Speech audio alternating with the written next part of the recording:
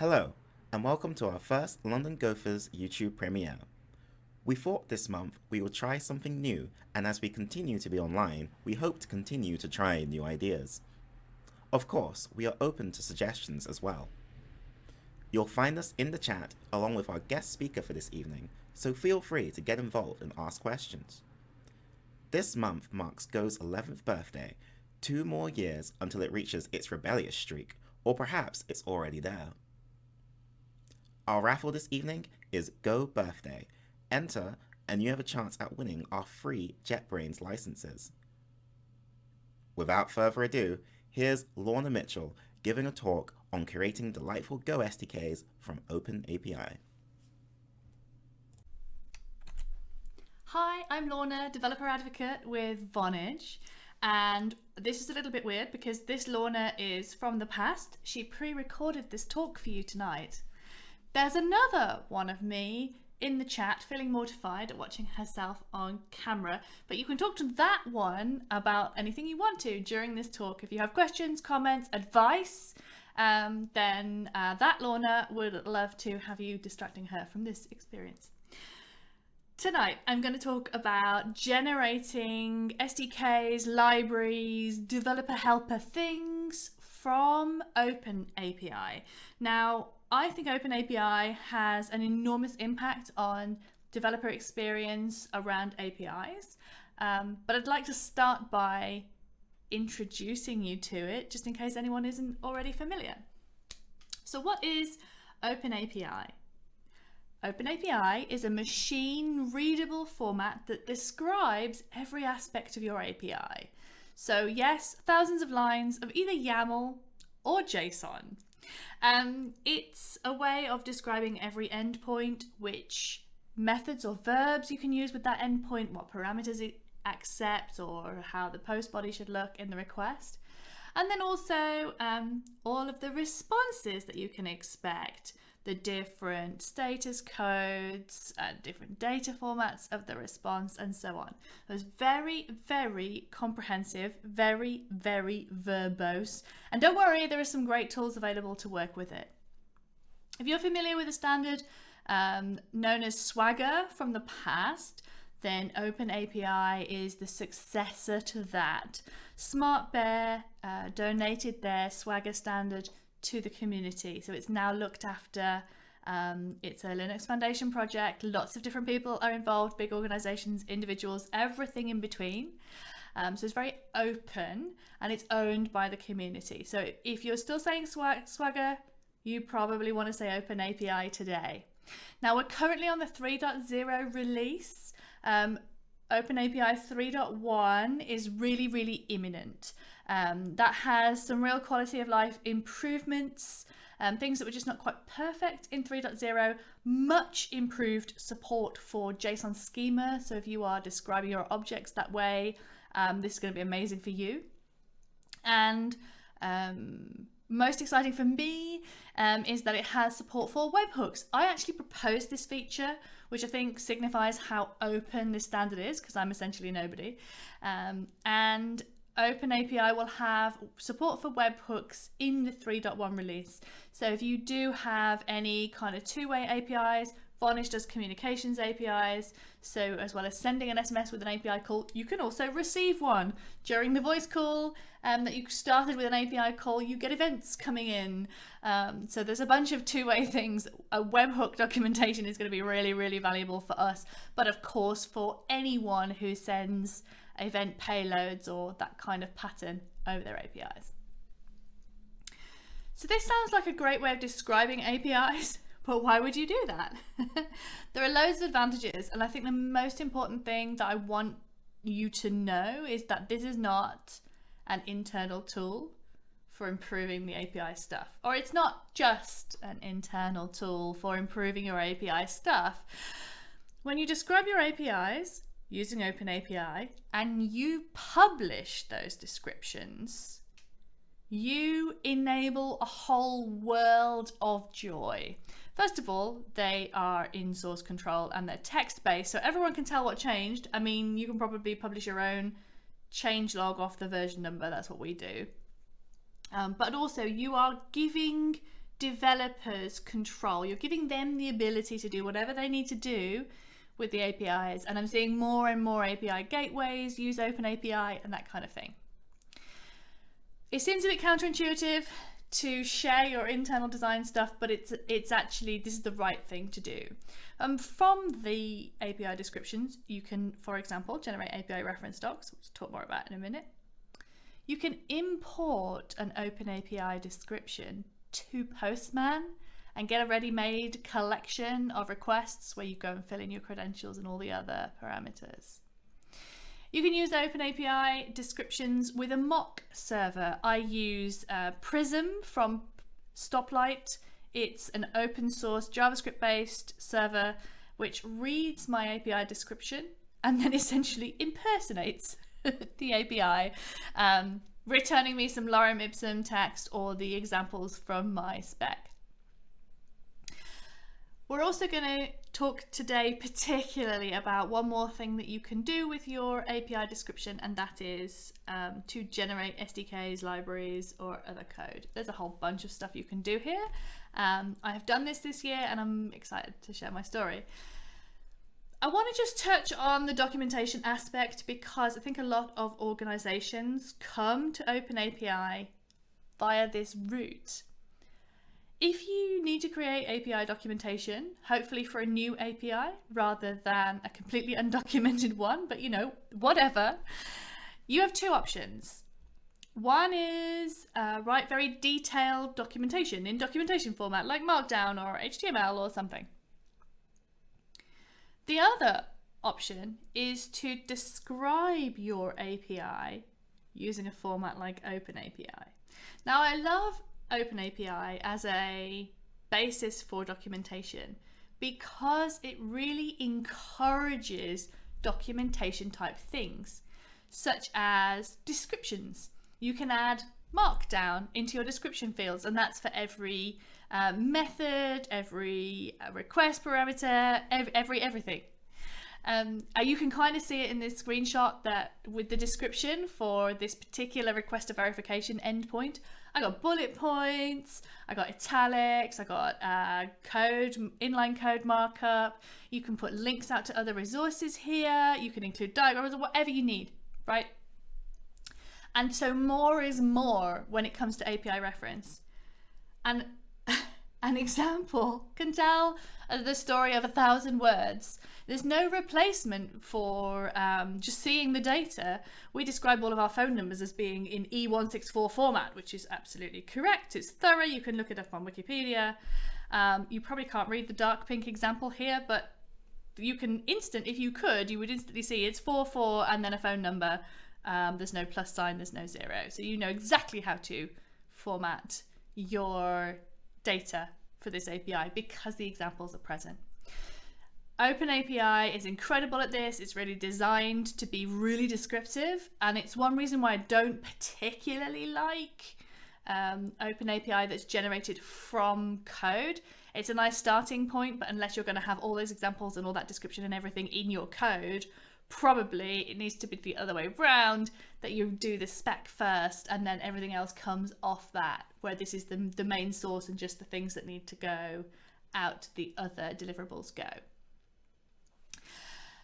Having documentation that's built from the API description is incredible because it really separates the content, the actual description, the facts from the presentation. We recently rebranded. A year ago, the API reference document looked completely different. It still had the next mode branding. When we came to rebrand, we didn't change any of our API descriptions. We just changed, this is our own renderer, but it's open source, so you can use it if you would like to.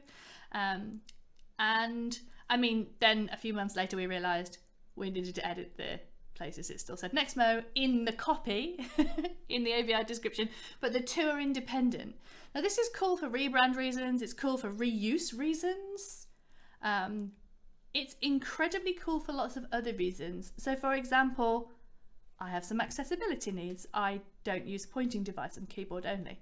And so when I work locally and I just want to look at an API reference and how it renders, I typically use a different open source tool called Redoc.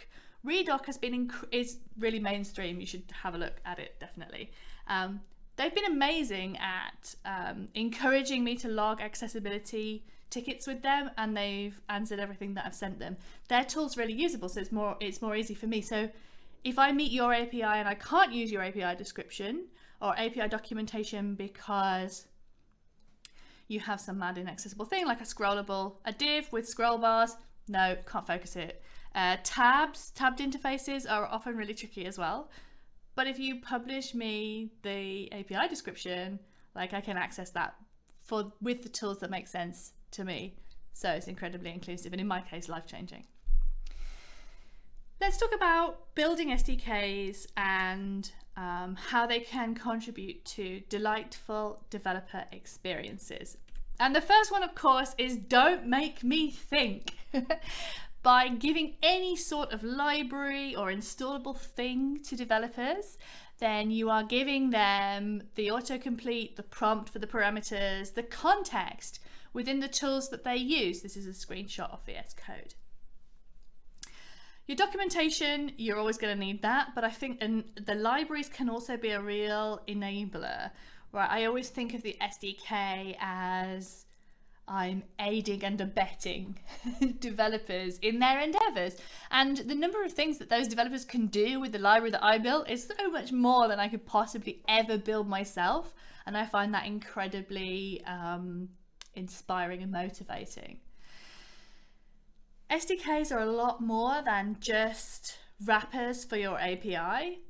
We can do a lot to improve developer quality of life and give them an interface that's perhaps more of a pleasure to use than just the raw API design. That said, the API descriptions give an incredible starting point. And that's what I did when I built the Vonage Go SDK, is I generated the core of the code. It was both easier and harder than I expected. I used OpenAPI Generator, which is not affiliated with the OpenAPI project. And they have a bunch of options, a hosted version, a local version. My Java toolchain is never in that good a state. So I use the Docker platform that they have, which is incredibly useful and avoids me having any of my local dependencies working.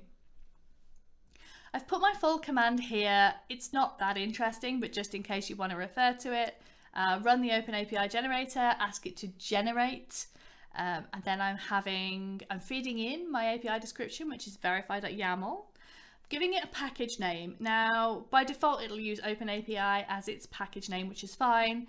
I have a single SDK that wraps multiple APIs. So I'm giving each one a package name. I am using the Go generator and I'm outputting it to a particular path. OpenAPI generator has more than one Go generator. It has this one, the Go one that I'm showing you, and it has another one called Go Experimental. They have different strengths and weaknesses. The Go Experimental one has more features, but it's very pointer heavy. So for simple APIs, which most of ours are, I felt like it was overkill. Then I did our more complex ones and I wonder if it would be better. I kind of stuck to my convictions, but that's not something that I'm really committed to never changing. Things like all of and one of keywords are not really well supported, which is a bit of a struggle. Anyway, how to generate code, run this Docker command, everything will be amazing. That's not true. I have had to fix the spec almost every time. And what do you get? You get generated code.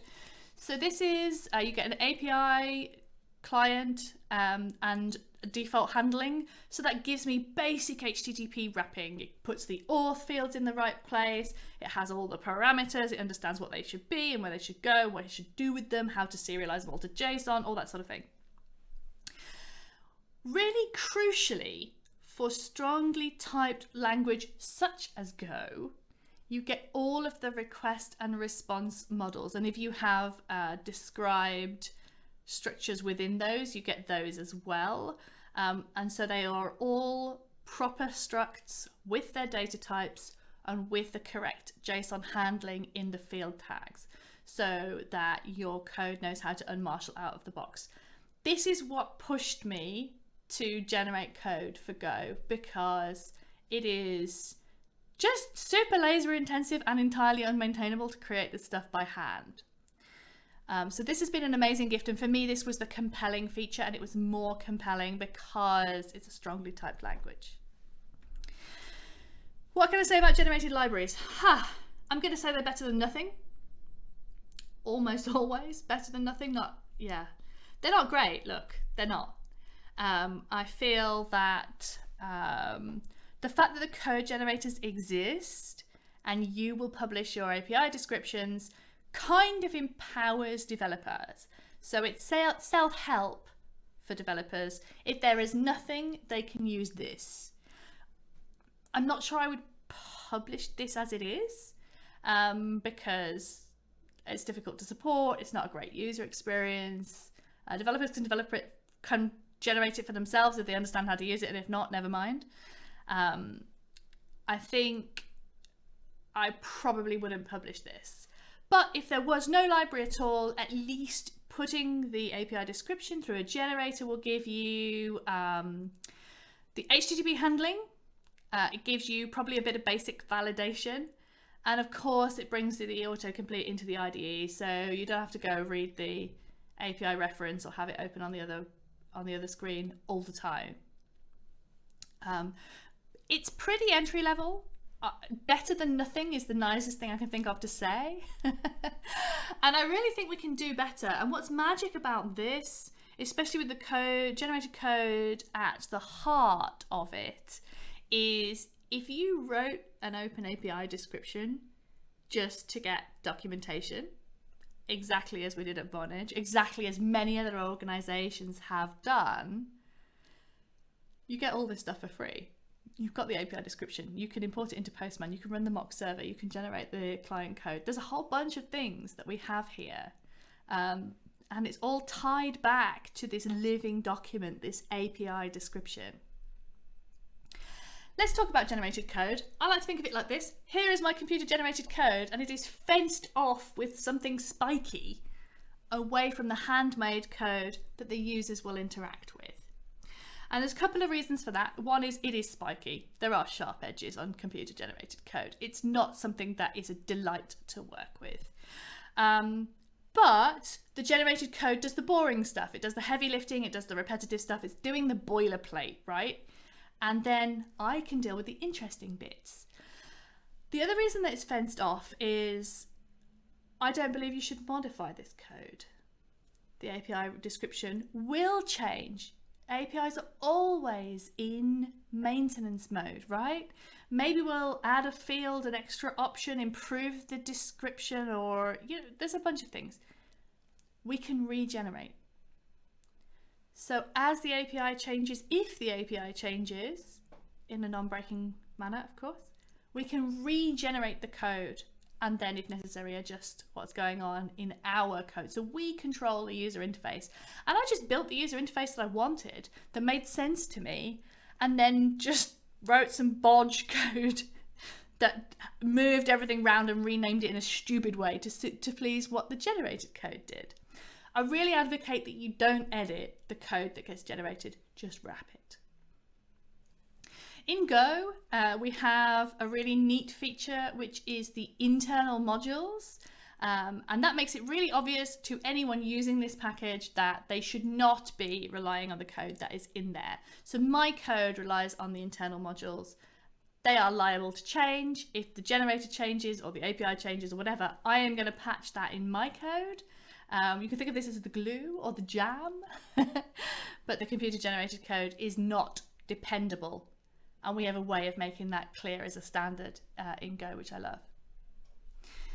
An example of wrapping those sharp edges. So this is the code that I needed to start a two-factor authentication request, calling into the generated code. So you need to pass, you need a context to add the key to use, and then you can call the client with the default API like this and pass in some stuff, right?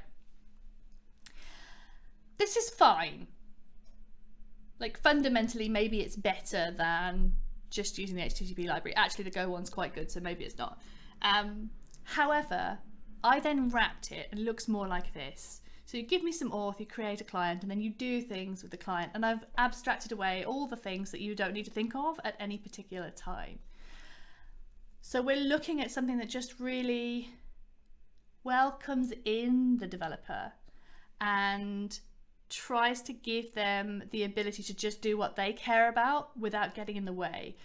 I always think of a good SDK as being a good accompanist. You know, if it's going well, you're not even going to notice it's there. And that's the goal, is to just get out of the way of the person actually trying to do the work. In my SDKs, I like to include helpers, in particular for the auth stuff, and that's for a couple of reasons. The Vonage APIs use a variety of authentication methods. Often it is a key and secret, but they might be query parameters, body parameters, header parameters, basic auth. You get the idea. So just give me some auth. I will deal with that, don't worry. Some of our more modern APIs use JSON Web Tokens anyway, so then I'll wrap that auth up for you. You can just pass me a private key and the app ID that it's for, and I will do the rest, which is great. But one thing I want to mention as well is making sure that you give escape routes to your users, so they don't, if they want to use the JSON Web Token generation functionality, they don't have to call it using your approach. There might be all sorts of reasons why they want to do it differently. And locking developers in will just mean if your SDK isn't everything they need, they won't use it at all. So giving people that ability to dip in, use the stuff that helps, and get away when it doesn't help is really important. So to that end, I've added this ability just to get just the JWT. So I will generate JWT and add it to your request, or you can just get it and do whatever you were going to do with it. And I think that's super important to kind of call that out, as don't assume that developers want to do everything the way that you want them to do it. Just give them some tools and let them loose and they will do what's right for them, because they're the experts. It would be impossible for me to do one size fits all for everybody that could ever use these APIs. One place where I like to be a little bit more prescriptive is in the security space. Now, this features in all of our other libraries, still under development in the Go library, but I mentioned earlier about the webhooks. So we are receiving incoming webhooks from the internet. What could possibly go wrong?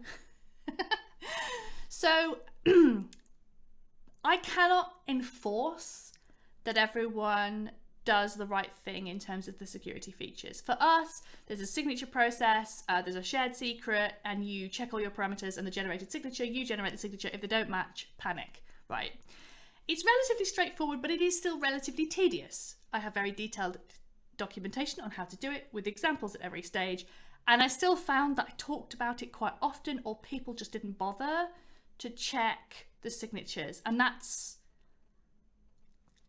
not the right thing, right? I'm responsible for making the easy thing the right thing. And especially for a security feature, I really do want to give developers that nudge. And then we build this into all our libraries. I haven't talked about it again. Since we added it in the libraries, the excellent documentation is still available, but most people just use the provided functionality to do it, and that makes all the sense in the world. I think making sure that this is literally a one-liner and that we include it in all of our tutorial content. If you know why this is here, maybe you appreciate it. If you don't know why this is here, hopefully you blindly copy and paste it into your application, and it will cause your application to do the right thing even though you didn't understand it. And as an SDK publisher, I embrace that. I feel like I have a responsibility for doing as much of the thinking as I can, and kind of just showing you the way. Another thing that I find really valuable in SDKs is builders. They're just another kind of helper.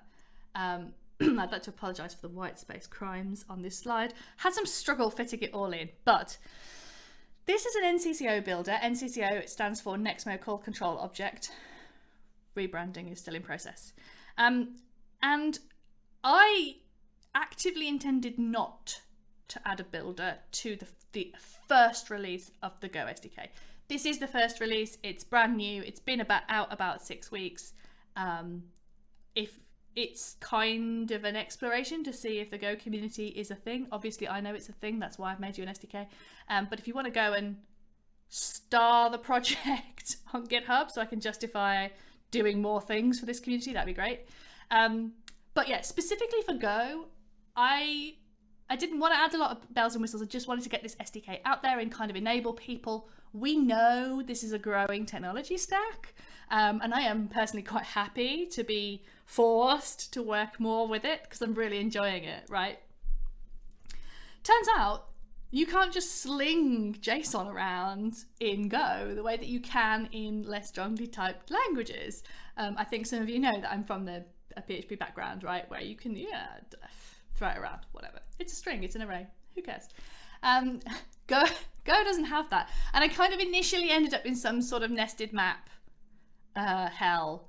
And in the end, I had a chat with the maintainers of the other strongly typed languages, because we also have Java and .NET.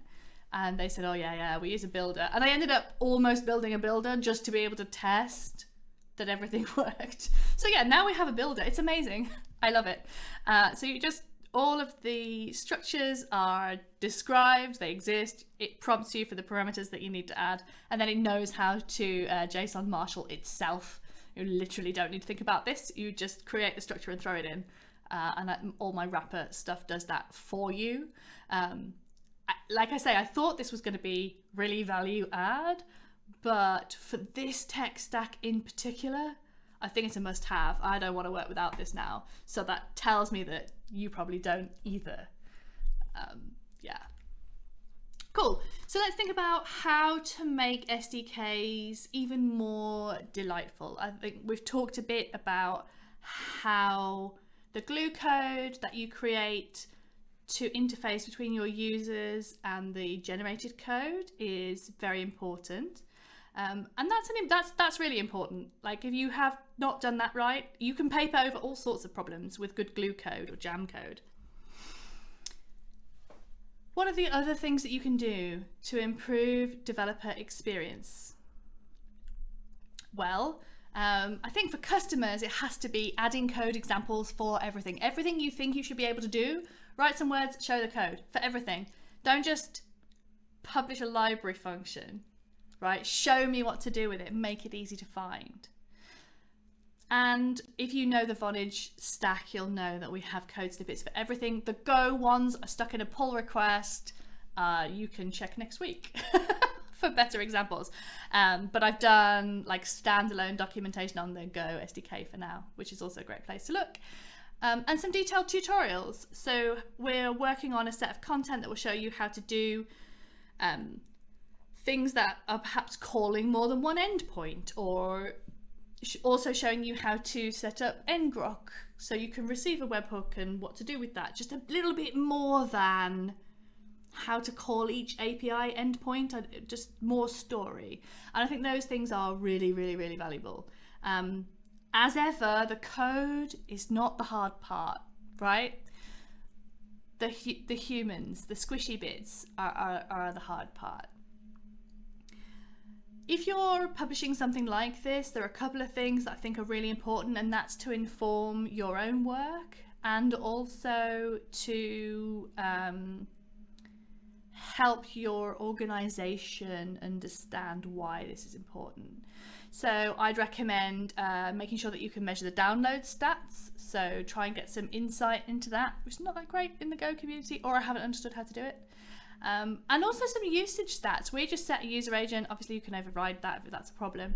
And it just helps us to understand, you know, maybe which products are being used. Oh, we're seeing lots of people building WebSocket integrations with Go. Great, so we're going to need some more documentation on that. And, you know, maybe I'll ask around and see if anyone built anything cool that I should have done a feature on or something. Those kinds of things have a big impact, and I think they're important. So SDKs make a big difference. I understand that they are also work intensive. You know, I'm bragging about, oh, at Vonage we have 7 different tech stacks supported. That's great, but we're a team of nearly 40 people. You know, we have the resource from that. If you are a smaller team, you cannot do this. But hopefully the example I've shown you today with the generated code might get you just a little bit closer. Working with OpenAPI lets us really focus on what's important. You know, the boilerplate, the legwork, the detail, the accuracy is there.